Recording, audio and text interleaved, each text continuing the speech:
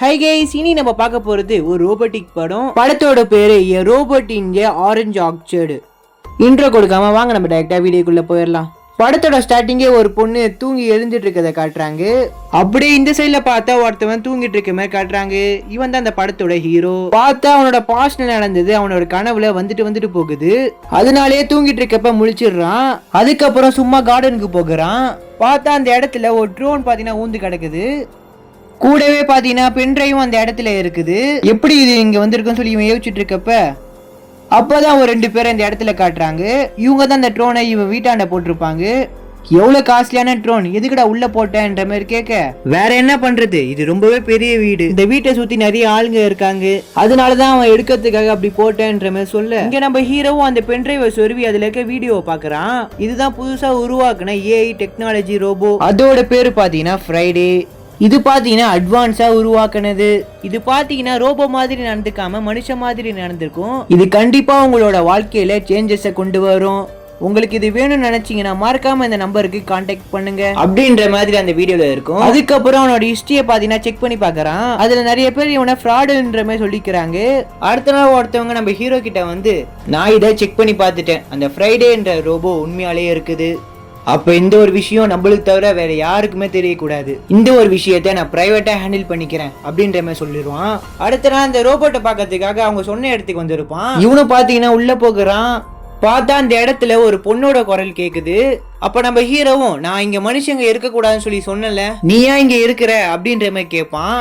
அப்ப நான் பாக்குறதுக்கு ஹியூமன் மாதிரி தெரியறேனா, அததான் எனக்கு வேணும் அப்படின்ற மாதிரி சொல்ல, ஆனா நம்ம ஹீரோ இது ரோபோன்னு சொல்லி நம்ப மாட்டேங்கிறான். அது பாத்தீங்கன்னா அதோட ட்ரெஸ்ஸை பாத்தீங்கன்னா ரிமூவ் பண்ணுது. என்ன பண்றேன்ட்டு இவனும் திரும்பி நிக்க, அதோட ட்ரெஸ்ஸை கழட்டி தூக்கி போட இவனும் திரும்பி பாக்குறான். பார்த்தா அது ஒரிஜினலாவே ரோபோ தான். பார்த்த உடனே அவன் ரொம்பவே அதிர்ச்சி ஆயிடுறான். அதுக்கப்புறம் அவன் ரோபோவோட விரல் பாத்தீங்கன்னா டச் பண்றான். பார்த்தா பேட்டரி பர்சன்டேஜ் குறையாம அலர்ஜி எதுவும் வராம இருக்குது. அதுக்கப்புறம் அங்க இருக்க டாக்டரும் இவனுக்கு அந்த ரோபோட்டை பத்தி எக்ஸ்பிளைன் பண்றாங்க. எந்த ஒரு ரோபோட்னாலுமே ஹியூமன்ஸோட ஃபீலிங்கை புரிஞ்சிக்க முடியாது. ஆனா நம்ம ஃப்ரைடேனால எல்லாத்தோட ஃபீலிங்ஸும் தெளிவா புரிஞ்சிக்க முடியும். அதுக்கப்புறம் ஃப்ரைடேவை வாங்கறதுக்கான கான்ட்ராக்டை படிச்சு பார்த்துட்டு, இதுல நான் சைன் போடணும்னா நான் வெனஸ்டேவே ஒரு நாள் ட்ரையல் பார்ப்பேன், சக்சஸ் ஆச்சுன்னா இதை நான் வாங்கிப்பேன், இது ஃபைல் ஆயிடுச்சுன்னா நான் அக்ரிமெண்ட்டை கேன்சல் பண்ணிடுவேன் அப்படின்ற மாதிரி நம்ம ஹீரோ சொல்லுவான். இங்க அந்த சயின்டிஸ்டும் ஏதோ ஒரு விஷயத்த பத்தி பேசிட்டு இருப்பாரு. அவர் பொய் சொல்றாரு அப்படின்ட்டு அந்த ரோபோ சொல்லுது. அப்ப எல்லாரும் அந்த ரோபோவை திரும்பி பார்க்க, அப்ப அந்த சயின்டிஸ்டும் அந்த ஃப்ரைடேவை மியூட்ல போட்டுருவாரு. அது என்ன சொல்லிச்சுன்னு சொல்லி நான் கேட்கணும், அப்பதான் கான்டாக்ட்ல சைன் போடுவேன் அப்படின்ற மாதிரி ஹீரோ சொல்ல, சோ மியூட்ல போட்டது எடுத்த உடனே அப்ப அந்த ஃப்ரைடே சொல்லுது, சொல்லி 0.4 நாட்க்கு அப்புறம் டாக்டர் 4 சப்கான்சியஸா அவரோட மூக்கை தொட்டாரு. அவருக்கு ஜுரமும் இல்ல, எந்த ஒரு நோயும் இல்ல, அதனாலதான் பொய்ன்னு சொல்லி நான் கண்டுபிடிச்சேன் அப்படின்ட்டு அந்த ரோபோ சொல்லுது. அதுக்கப்புறம் நம்ம ஹீரோ போகும்போது, நாளைக்கு ட்ரையலுக்கு எடுத்துட்டு வந்துருங்க அப்படின்னு சொல்லிட்டு போகிறான். இந்த ரோபோ வாங்குறதுக்கு 100 மில்லியன் வான் பாத்தீங்கன்னா இவங்க கேட்டிருக்காங்க. அதை செலிப்ரேஷன் பண்றதுக்காக ஜூஸ் எடுத்து குடிச்சிட்டு இருக்க, அந்த ஒரு ஜூஸ் அங்க இருக்க லேடிக்கு பாத்தீங்கன்னா தூக்கி போடுவாங்க. அந்த ஒரு ஜூஸ் மேல இருக்கிற கம்பியில பாத்தீங்கன்னா குத்திடுது. அந்த ஒரு ஜூஸ் பாத்தீங்கன்னா நம்ம ஃப்ரைடேவோட பாடி பார்ட்ஸ்ல கொட்டிடுது. அப்ப சடனா அந்த இடத்துல கேரண்ட் போய் ஒரு மாதிரி வார்னிங் அடிக்க, அவ்வளவுதான் எல்லாமே முடிஞ்சிருச்சு அப்படின்ட்டு அங்க இருக்க எல்லா டாக்டரும் உட்காந்துட்டு இருக்க, நம்ம ஃப்ரைடேக்கு பாடி பார்ட்ஸ் மட்டும் தான் வேலை செய்யல, ஆனா பிரெயின் மட்டும் நல்லா ஒர்க் ஆகுது.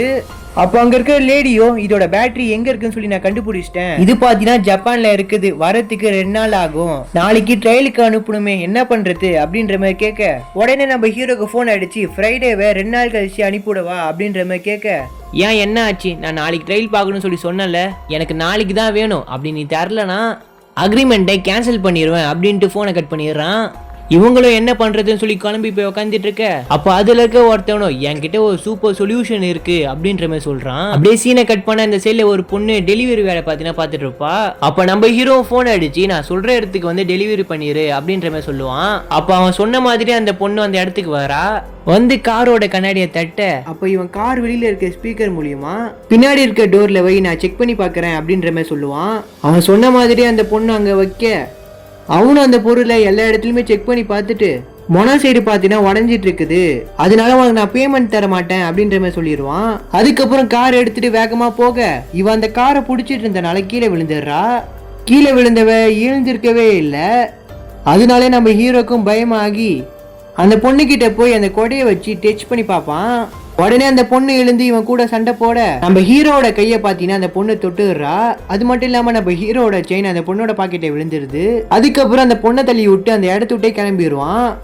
இந்த சைடில் நம்ம ஹீரோவை பார்த்தா உடம்பு ஃபுல்லாக அலர்ஜி ஆயிடுது. அதனாலேயே ஊசி எடுத்து அவனோட உடம்புல பார்த்தீங்கன்னா செலுத்திக்கிறான். அதுக்கப்புறம் தான் அலர்ஜியே மறையுது. ஆக்சுவலி இவனுக்கு ஒரு நோய் இருக்குது. யாராச்சும் தொட்டாங்கன்னா இவனோட உடம்பு ஃபுல்லாக அலர்ஜி ஆயிரும். அதனால தான் எல்லார்கிட்டே இருந்து டிஸ்டன்ஸை மெயின்டைன் பண்ணுறான். இது எல்லாத்தையுமே நடந்ததை அவனோட டாக்டர் கிட்ட போய் சொல்ல, இன்னொரு வாட்டி யாரும் உன்னை தொடாம பாத்துக்கோ, இந்த ஒரு நோய் கோடியில உனக்கு 2வதா வந்திருக்கு, இதுக்கான மருந்து இந்த உலகத்திலே கண்டுபிடிக்கல, கொஞ்சம் கேர்ஃபுல்லா இரு அப்படின்ற அந்த டாக்டர் அட்வைஸ் பண்ண இன்னும் சரி அப்படின்ற மாதிரி சொல்லிடுறான். அதுக்கப்புறம் நம்ம ஹீரோ அந்த பொண்ணை தள்ளி விட்டு போனா பாத்தீங்களா, அவளோட கையில பாத்தீங்கன்னா லைட்டா அடிபட்டு இருக்கும். யாராச்சும் உன்கிட்ட வம்பு பண்ணா சும்மா விட மாட்டேன், எப்படி அடி வாங்கிட்டு வந்த அப்படின்ற மாதிரி சொல்ல, அடுத்த வாட்டி பார்த்தா அவனை நான் சும்மா விட மாட்டேன் அப்படின்ற மாதிரி சொல்லிடுறா. அன்னைக்கு நைட்டு ஹீரோ யார் கூடயே பாத்தீங்கன்னா பேசிட்டு இருக்கான். அது வேற யாரும் இல்ல, புதுசா வீட்டுக்கு கொண்டு வந்த ஏஐ ஃப்ரிட்ஜ். அதுக்கு பூவெல்லாம் கொடுத்து ப்ரப்போசல் பண்ணிட்டு கொஞ்சம் வார்த்தை அதுகிட்ட பேசிட்டு இருக்க. உடனே அந்த ஃப்ரிட்ஜும் உள்ள இருக்கிற மீட் வீணா போயிருச்சு. உடனே உள்ள இருந்து ரிமூவ் பண்ணுங்க அப்படின்ற மாதிரி சொல்லுது. அதுக்கப்புறம் அவன்கிட்ட இருக்கிற ஒரு குட்டி ரோபோட்டை வச்சு பாட்டு பாடி டான்ஸ் ஆடிட்டு இருக்கிறான். அடுத்த நாள் காலைல நாங்க ஃப்ரைடேவே உங்க இடத்துக்கு கொண்டு வந்துட்டோம், வந்து வாங்கிக்கோங்க அப்படின்ற மாதிரி சொல்ல, அப்பன்னு பார்த்தா அவனோட கழுத்தை பாக்குறான். பார்த்தா அவனோட செயின் காணும்.